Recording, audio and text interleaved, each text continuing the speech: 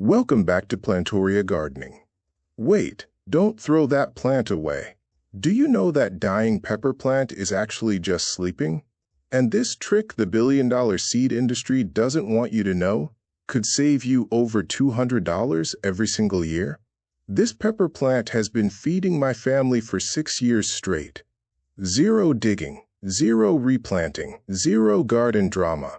While my neighbors spend $5 on seedlings every spring, I'm already harvesting. And here's the kicker, it works in zones 3 through 11. Yes, even if you have snow. If you want to garden smarter, not harder, hit that subscribe button, because we're exposing gardening myths nobody talks about. Here's what big gardening won't admit. Bell peppers aren't annuals. They're perennials. In their native Colombia and Peru, these plants live 7 years or longer. The only reason yours dies. Corporate gardening convinced you to dig it up and buy new ones.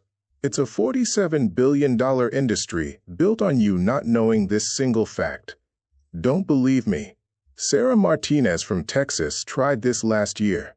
She commented that she harvested 127 peppers from one plant. Her freezer is full. And John from Michigan, yes Michigan, Zone 5, his 4-year-old plant survived another winter. This works, even if you killed your last 10 plants. I'm going to share 5 ridiculously simple tricks that turn ordinary pepper plants into pepper-producing machines. No digging. No fancy equipment.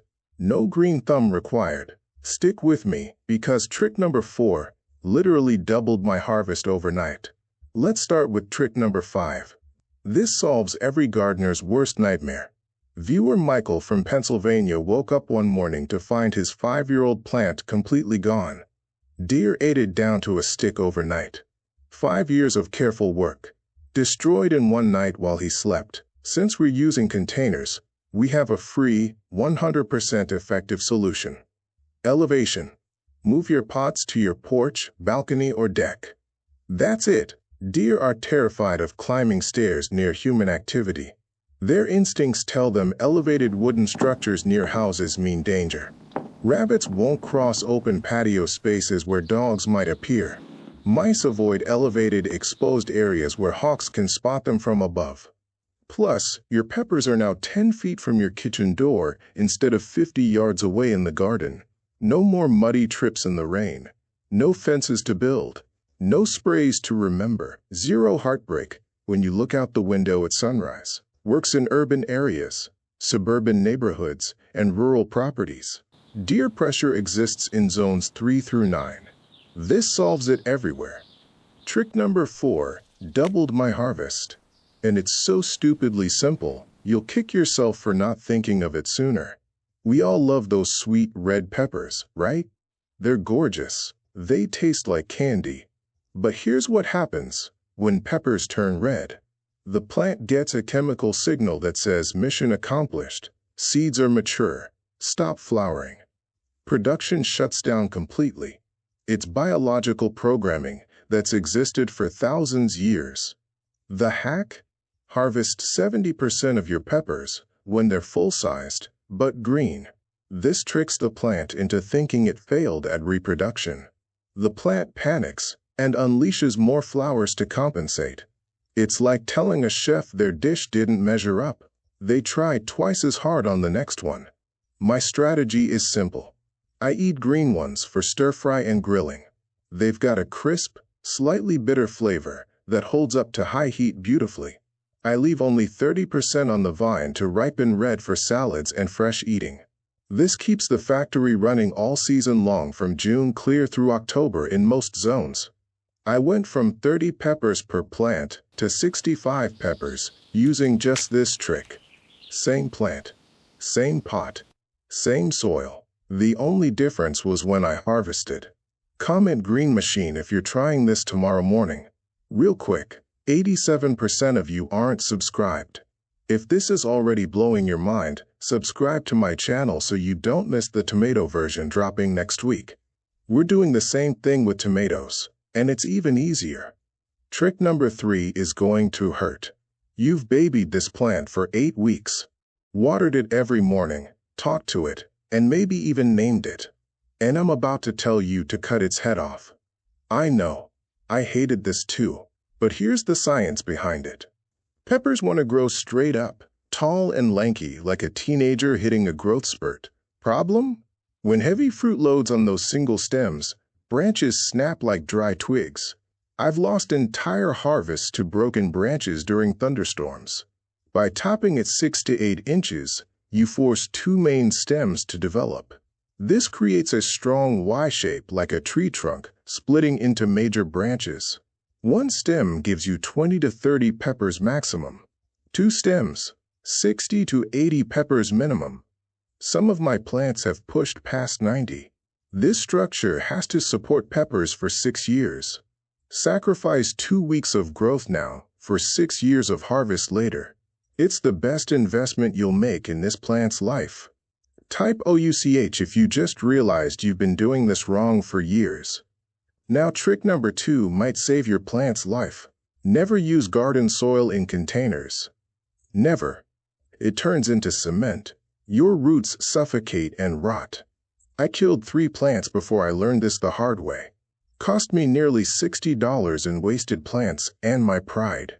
Here's my decade-tested formula. 50% high-quality potting mix. This is the fluff that keeps everything light. 30% compost or worm castings.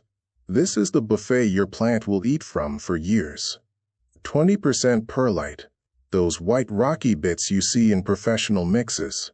Why perlite? Bell peppers hate wet feet. If roots sit in water, flowers drop, and production stops completely.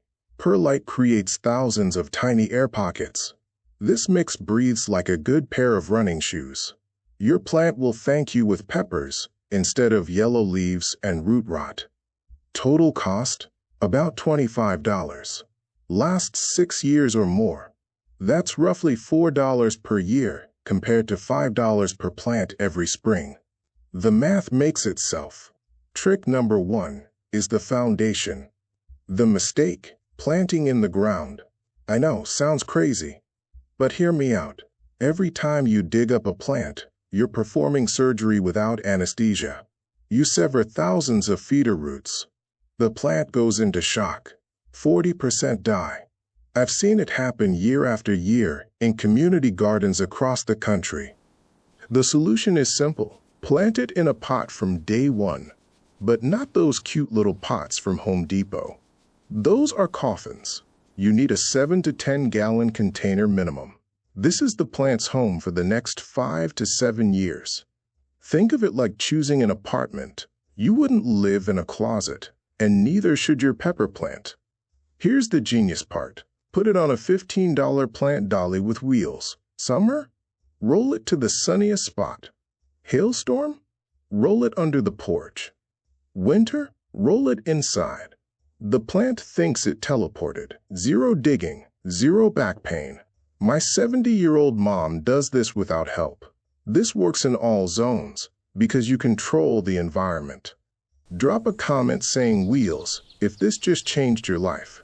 Now here's where most people lose their plant after doing everything else right. When night temperatures hit 50 degrees Fahrenheit, it's migration time.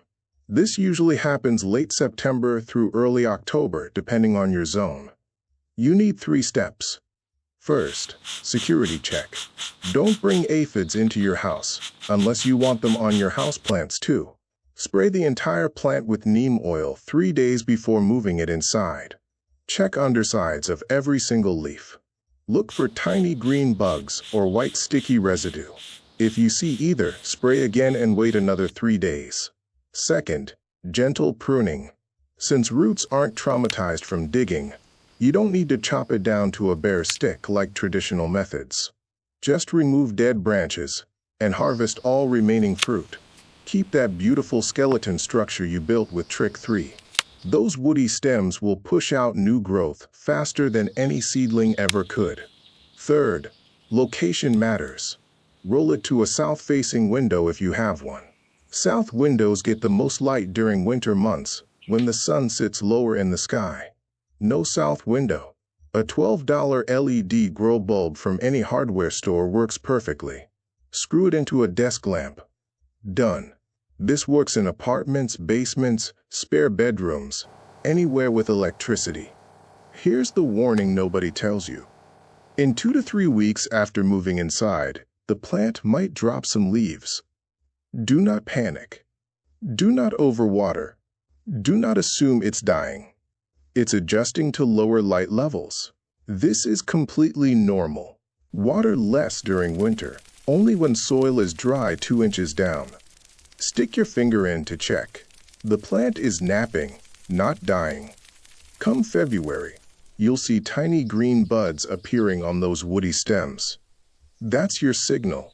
By March, while neighbors are planting seeds in starter trays and waiting 90 days for their first pepper, you're already harvesting. 2 months head start equals double the annual harvest. I've tested this across 7 years now. It works every single time. Zone-specific applications matter here. Zones 9 through 11? Keep your plants outside year-round. You don't even need to think about moving them. Zones 3 through 8? Bring them inside from October through April. Mark it on your calendar so you don't forget and lose everything to an early frost. Quick bonus because you made it this far, and I know you're serious about this. You're going to have more peppers than you can eat. Way more. I'm talking dozens piling up on your counter every week during peak season. Don't just freeze them raw. That's amateur hour, and they turn to mush when you thaw them. Here's what professional chefs do. Roast them whole under the broiler until the skin turns black and blistered. Takes about 8 to 10 minutes. Flip them once halfway through. You're not burning them, you're transforming them. Take them out and put them in a bowl. Cover it tight with plastic wrap for 10 minutes. The steam builds up inside and makes the charred skin slip right off like a jacket. Peel away the blackened skin, and you're left with silky, smoky, sweet flesh that tastes like summer honey mixed with campfire. It's incredible. Freeze these in bags, and you have gourmet roasted peppers all winter long. They're worth $12 per jar at Whole Foods. You just made them for free from a plant that cost you nothing because it's 6 years old and still producing. Don't just take my word for any of this. Lisa grew 89 peppers on her apartment balcony in Zone 6. David's plant survived year 8 in Zone 4 with harsh winters. Maria saved $347 this year using this exact method. She tracked every pepper and compared it against grocery store prices. This isn't theory. This is proven by real people in real backyards and balconies across the country. Drop your zone number in the comments and tell me which trick you're starting with first. I read every single comment, and I'll answer your questions about your specific growing situation. Imagine next spring, your neighbors are at the garden center, spending $30 on pepper seedlings, tomato starts, and herb transplants. They're loading up their carts with the same plants they bought last year and the year before that, waiting 90 days for their first pepper to appear. Meanwhile, you're already harvesting from your mature pepper tree. You've got flowers, green peppers, and red peppers all on the same plant at the same time. That is smart gardening. If this changed how you think about growing bell pepper, smash that like button. It tells the algorithm to show this to more gardeners who need to see it. Have you subscribed to my channel? If you haven't, please do, because next week I will be dropping another interesting trick that will help you. Turn on notifications so you don't miss it. Happy gardening, and see you in the next one.